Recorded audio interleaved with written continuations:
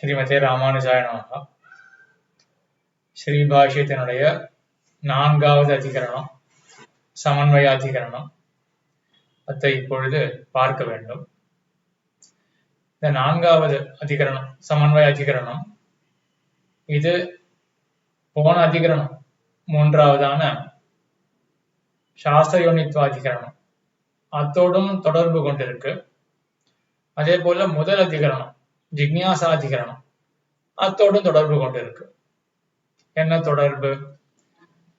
4வது அதிகரணமான இந்த சமன்வய அதிகரணத்திலும் என்ன பூர்வபக்ஷம்னா, வேதவியாசர் இந்த பிரம்மசூத்திரம் அப்படின்ற இந்த கிரந்தத்தை இயற்ற தேவையே இல்லை, பிரம்ம விசாரம் பண்ண முடியாது, பண்ண இயலாது, பண்ண தேவை கிடையாது அப்படின்றதுதான் இந்த அதிகரணத்தினுடைய பூர்வபக்ஷம். விசாரம் பண்றதுக்கு 2 அம்சங்கள் வேண்டி இருக்கு. அக்ஞாதத்துவம், பிரயோஜனத்துவம். என்ன 2 அம்சம்? அக்ஞாதத்துவம், பிரயோஜனத்துவம். அக்ஞாதமாக இருக்கணும், பிரயோஜனமாக இருக்கணும். அக்ஞாதம்னா அறியப்படாதது, பிரயோஜனம்னா பயனாக இருக்கக்கூடியது. இந்த 2 அம்சம் இருந்தாதான் அதை பத்தி விசாரமே பண்ணுவோம். ஏற்கனவே ஒரு விஷயம் தெரிஞ்சிருக்குன்னு வச்சுப்போமே, அதை பத்தி யார் விசாரம் பண்ணுவார்கள்? பண்ண மாட்டார்கள். ஆக விசாரம் பண்ணணும்னா அந்த விஷயமானது தெரியப்படாததாக இருக்கணும், அக்ஞாதமாக இருக்க வேண்டும். அதே போல காக்கைக்கு பல்லு இருக்கா இல்லையா? பல் இருந்ததே என்றால் எத்தனை பல்லு உள்ளன, பற்கள் உள்ளன அப்படின்னு யாராவது விசாரம் பண்ணுவார்களா? இந்த விசாரம் பயனற்ற விசாரம். ஆகையினால பயனுள்ள விசாரம் தான் செய்வார்களே ஒழிய, விசாரம் செய்ய வேண்டும் என்றால் விஷயமானது அந்த விசாரத்தால் தான் தெரிய முடியும், அறிந்து கொள்ள முடியும் அப்படின்னு இருக்கணும். அந்த விசாரத்துக்கு பயன் இருக்கணும். இந்த 2 அம்சங்கள் வேண்டி இருக்கு. சாஸ்திர யோனித்வாதிகரணம் என்ன பண்ணிட்டுன்னா, அந்த பூர்வபக்ஷி யாரு? நையாயிக்கன். அவன் என்ன சொன்னா, பிரம்மமானது அனுமானத்தினாலேயே தெரிஞ்சுக்க முடியுமே, அப்ப பிரம்மம் தெரிஞ்ச விஷயம் தானே, வேதத்தை கொண்டு எதுக்காக விசாரம் பண்ணலாம் அப்படின்னு பூர்வபக்ஷம் வர, அனுமானத்தை கொண்டு பிரம்மத்தை அறிய முடியாது, வேதம் தான் ஒரே சாதனம் பிரம்மத்தை அறிவதற்கு அப்படின்னு 3வது அதிகரணத்துல என்ன அம்சம் சொல்லப்பட்டிருக்கப்போ? அக்ஞாதத்துவம், அறியப்படாத தன்மை. சாஸ்திரத்தை கொண்டுதான் பிரம்மத்தை அறிய முடியும். அப்ப சாஸ்திரத்தை கொண்டுதானே பிரம்ம விசாரம் பண்ண முடியும். ஆக விசாரத்துக்கு வேண்டிய ஒரு அம்சம் வந்தாச்சு. என்னது? அக்ஞாதத்துவம், அறியப்படாத தன்மை வந்தாச்சு. இந்த 4வது அதிகரணத்துல மற்றொரு சந்தேகம் வருது. சரி, விஷயம் தெரியாததுதான், காக்கைக்கு பல்லு இருக்கா இல்லையா அப்படின்னு நீங்க யாராவது விசாரம் பண்ணிருக்கீங்களா? நம்ம யாருக்குமே தெரியாது, அதை பத்தி யோசிச்சதே கிடையாது. பண்ணலாம விசாரம்? பயன் என்ன இருக்கு அதுல?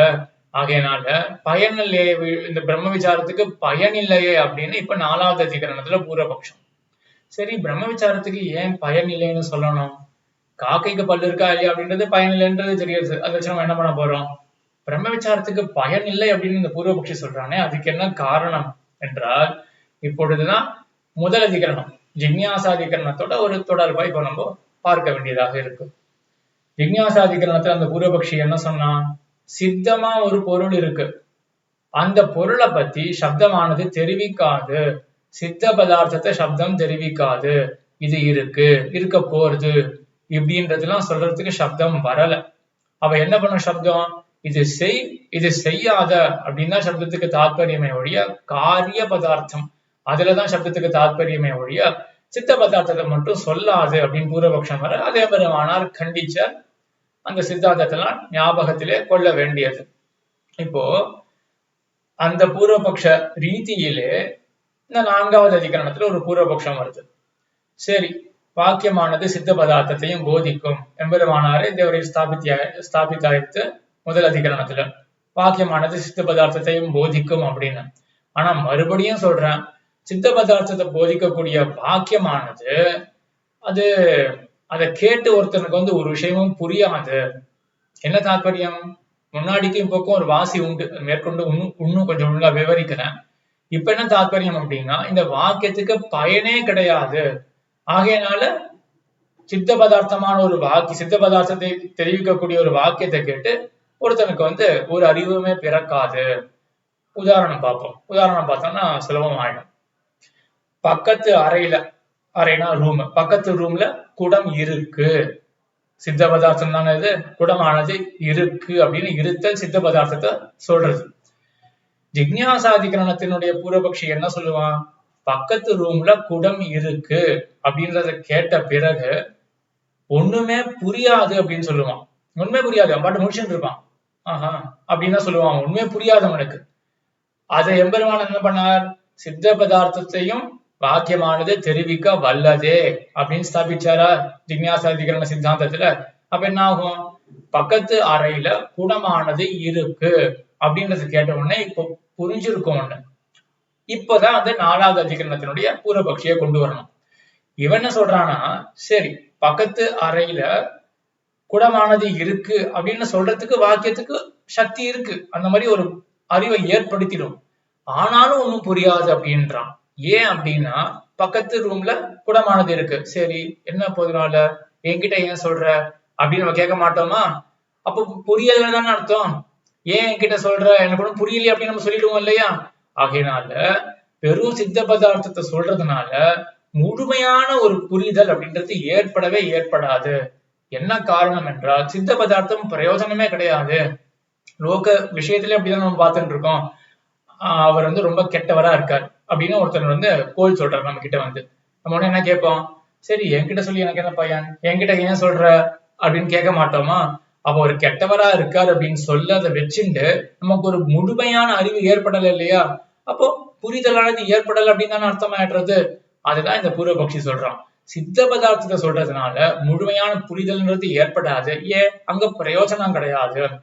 எதுதான் பிரயோஜனம் கொண்ட வாக்கியமாக இருக்கும் என்றால், மறுபடியும் காரிய பதார்த்தம் தான். செய்யாத அப்படின்னு சொல்ல போனால் அங்க பிரயோஜனம் உண்டு. எப்படி? இதை செய் அப்படின்னு சொன்னா, அப்ப அதை செஞ்சோம்னா நமக்கு நன்மை ஏற்படும் அப்படின்னு தானே தாற்பயம். நன்மை அப்படின்றது பயன் தானே. அதே போல இதை செய்யாதன்னு சொன்னா, செய்யாமல் மீண்டோமே என்றால் நமக்கு துன்பமானது துன்பமானது தவிர்க்கப்படும் அப்படின்றது இது பயன் தானே. எப்படி சுகம் அப்படின்றது ஒரு பயனும், துக்கத்தினுடைய நிவிருத்தி, துக்கம் போகின்றது அப்படின்றது ஒரு பயன் தானே. அப்போ சுகமோ இல்லாட்டி துக்க நிவாரணமோ இதுதான் பயன், இதுதான் பிரயோஜனம். இத சொல்லக்கூடிய வாக்கியம் எது? செய்யாத அப்படின்ற காரிய வாக்கியம் இருக்கு இல்லையா? அதுதான் சுகத்தையோ இல்லாட்டி துக்கத்தினுடைய நிவாரணத்தையோ ஏற்படுத்தும். அந்த வாக்கியத்துக்கு தான் பிரயோஜனம் என்றது உண்டே ஒழிய சித்தபர வாக்கியத்துக்கு பிரயோஜனம் என்பதே கிடையாது. பக்கத்து அறையில குடம் இருக்கு, அவர் ரொம்ப கெட்டவர், இதெல்லாம் பயனற்ற வாக்கியமாச்சு. இதே போலதான் பிரம்மமானது ஸ்ரீவைகுண்டத்திலே இருக்கு, என்ன பயன்? நமக்கு ஒண்ணுமே புரியாது இந்த வேதாந்த வாக்கியத்தை கேட்டு. ஆகையினால் மறுபடியும் என்ன வருது? சித்தபர வாக்கியத்துக்கு பிரயோஜனம் அப்படின்றது ஒண்ணும் சொல்ல முடியாத படியினால இந்த வேதாந்த வாக்கியம் பிரம்மமானது இப்படி இருக்கு அப்படின்னு சொல்லக்கூடிய இந்த வேதாந்த வாக்கியமானது நமக்கு ஒரு முழுமையான புரிதலை ஏற்படுத்தாது.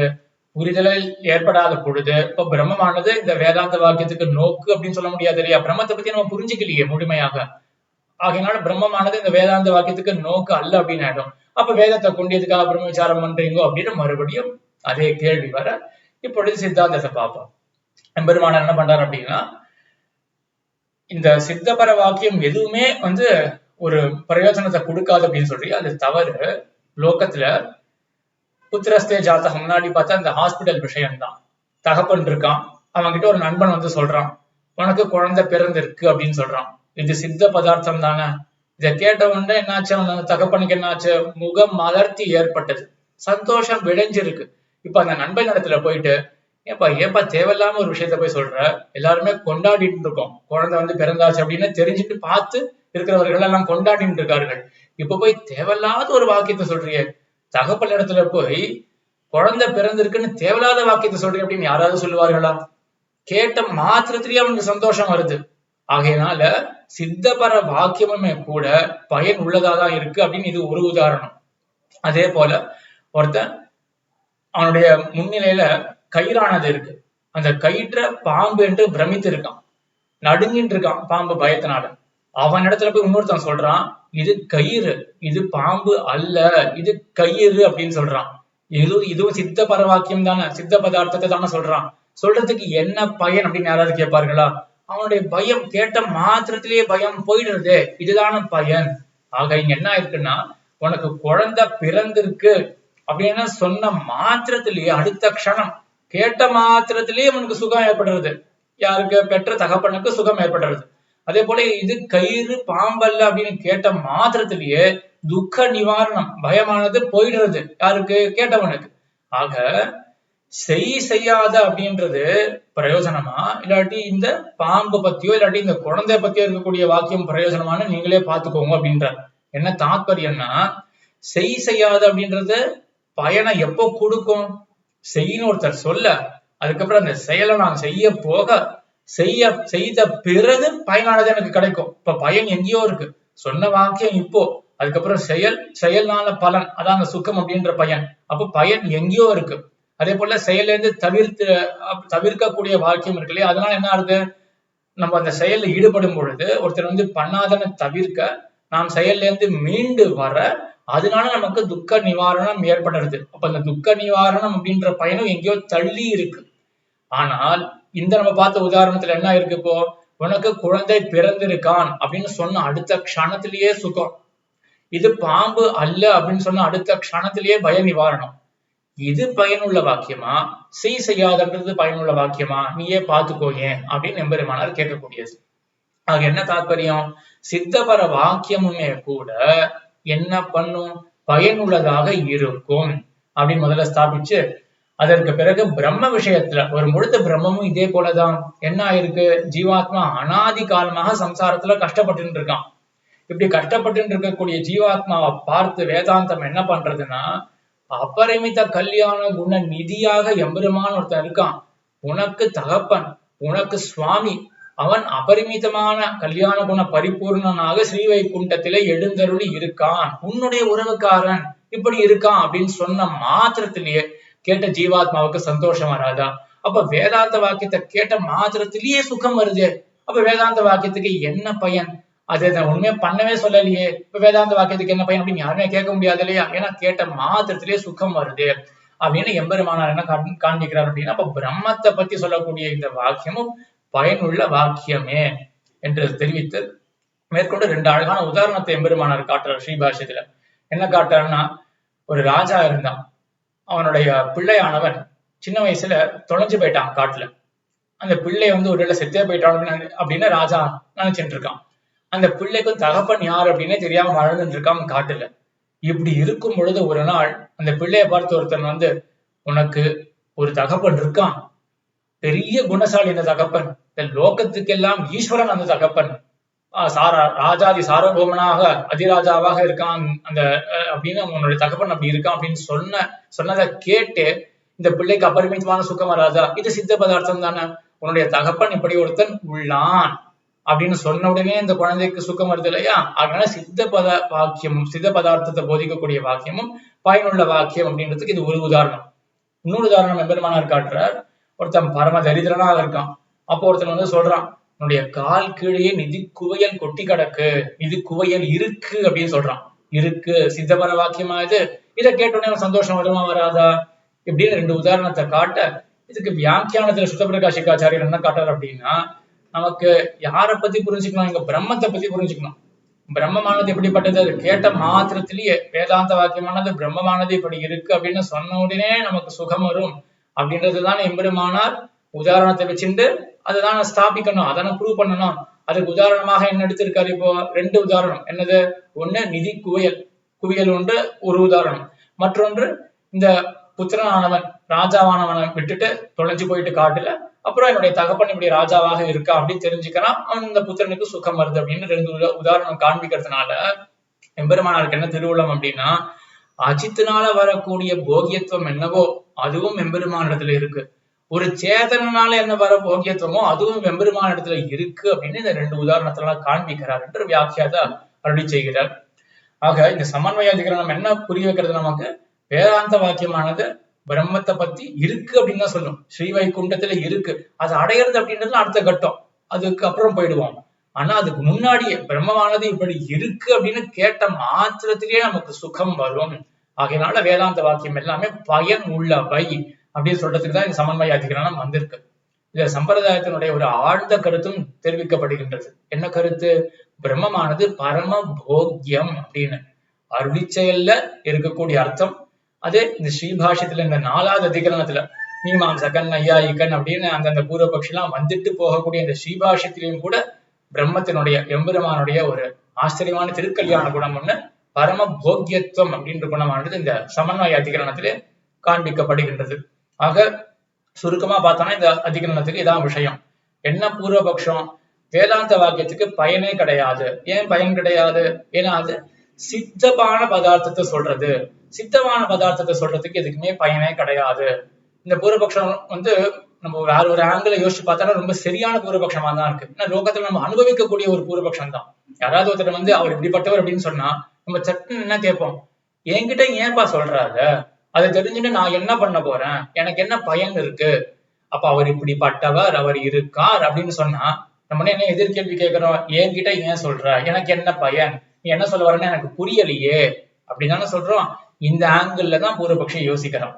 அதுக்கு எம்பெருமானார் என்ன பண்றாருன்னா, சரி நீ சொல்றது சரிதான், 100 வாக்கியத்தை எடுத்துட்டோம்னா, சித்தபர வாக்கியத்துல எடுத்துட்டோம்னா 90 வாக்கியம் என்ன பண்ணும் அப்படின்னா வெறும் அது மட்டும் தனியா இருந்தா நமக்கு ஒண்ணுமே புரிய வைக்காது. ஒருத்தர்கிட்ட போயிட்டு 300 பொருள் அப்படி இருக்கு அப்படின்னு சொல்றதுனால இவருக்கு என்ன பயன் அப்படின்னா பொதுவா எல்லாருக்குமே தோணும். ஆனா ஒரு 10 இன்ஸ்டன்சஸ் இருக்கு, 10 இடங்கள் இருக்கு. அது எப்படிப்பட்டதுன்னா சொல்லப்படுற விஷயம் நேரவே புருஷார்த்தமாக இருக்கும், நேரவே பயனுள்ளதா இருக்கும். எப்படிப்பட்ட விஷயங்கள்? ஒரு தகப்பன் இடத்துல போயிட்டு உனக்கு குழந்தை பிறந்து இருக்கு அப்படின்னு சொல்றது அவன் கேட்ட மாத்திரத்திலே சுகம் இல்லையா? அது பயனுள்ள விஷயம். அதே போல பயந்துட்டு இருக்கிற இடத்துல போயிட்டு நீ பயத்துக்கு என்ன காரணம் நினைச்சிட்டு இருக்க, அந்த காரணமே கிடையாது, அது பாம்பே அல்ல அப்படின்னு சொன்னா இது நேரவே பயன் கொடுக்கக்கூடிய விஷயம். அதே போலதான் பிரம்மத்தின் இடத்துலயும் இப்படி ஜீவாத்மா கஷ்டப்பட்டு இருக்கு, இப்பேற்பட்ட பகவான் உன்னுடைய சுவாமி தகப்பன் இப்பேற்பட்ட குணசாலி அவன் இருக்கான்னு சொன்னாலே அதுவே பயனுள்ளதாக இருக்கு கேட்ட ஜீவாத்மாவுக்கு என்று இந்த மாதிரி இந்த சமன்வய அதிகரணத்தினுடைய பூர்வபக்ஷம். சித்தபர வாக்கியங்கள் பயனற்றவை அப்படின்ற பூர்வபக்ஷம். சில சித்தபர வாக்கியங்கள் பயன் உள்ளவை, நேரவே சுகத்தையும் அதே போல துக்கத்தையும் போக்கி கொடுக்கும் அப்படின்றதுதான் சித்தாந்தம் அப்படின்றத இந்த சமன்வய அதிகரணத்தை இப்போதைக்கு நிறைவுறுத்தலாம். அடுத்த வீடியோல இப்போ 4 அதிகரணங்கள் முடிஞ்சிருக்கு. என்னது? ஜிக்ஞாசா அதிகரணம், அதே போல ஜென்மாதி அதிகரணம், சாஸ்திர யோனித்துவ அதிகரணம், அதே போல இப்ப சமன்வய அதிகரணம். இந்த 4 அதிகரணங்களை சேர்த்துதான் உபோத்காதகா அப்படின்னு சொல்லுவார்கள். அதாவது இந்த சாஸ்திரமானது பிரம்மசூத்திரமானது ஆரம்பிக்கப்படக்கூடிய ஒரு கிரந்தம் தான் அப்படின்னு ஸ்தாபிக்கிறதுக்கு இந்த 4 அதிகரணங்கள் பயன்பட்டிருக்கு. நீங்களே பார்த்துட்டு வரலாம். என்ன இருக்கு? ஒவ்வொரு அதிகரணத்திலும் பூர்வபக்ஷம் என்ன கடைசியில போய் முடியும். ஆகையினால வேதவியாசர் இந்த கிரந்தத்தை பண்றது வீணு, பிரம்ம விசாரம் பண்றது வீணு, இப்படிதானே போய் பூர்வபக்ஷம் முடிச்சது. அதை பெருமான் என்ன பண்ணாரு? அதை கண்டிச்சுட்டு இல்ல வேதவியாசர் பண்ணது இந்த கிரந்தம் ரொம்ப தேவையான கிரந்தம் தான், பிரம்ம விசாரம் பண்ணத்தக்கது அப்படின்னு ஸ்தாபிச்சாரு இல்லையா? இந்த 4ம் சேர்த்து இதான் ஸ்தாபிச்சிருக்கு. அப்ப இந்த 4த்தினுடைய தொடர்பு என்ன, மொத்தமா சேர்ந்து என்ன கன்வே பண்றது, என்ன தெரிவிக்கிறது அப்படின்றத அடுத்த வீடியோல பார்க்கலாம். அதுக்கு அப்புறம் சங்கராச்சாரியருடைய மதம் என்ன, சங்கரருடைய மதம் என்ன அப்படின்றதையும், அதுக்கு எம்பெருமானார் என்ன கண்டனம் பண்றார் அப்படின்றதையும் சுருக்கமா இந்த தொடர்ல நம்ம அனுபவிக்கலாம். ஆழ்வார் திருவடிகளே சரணம், எம்பெருமானார் திருவடிகளே சரணம், ஜீயர் திருவடிகளே சரணம்.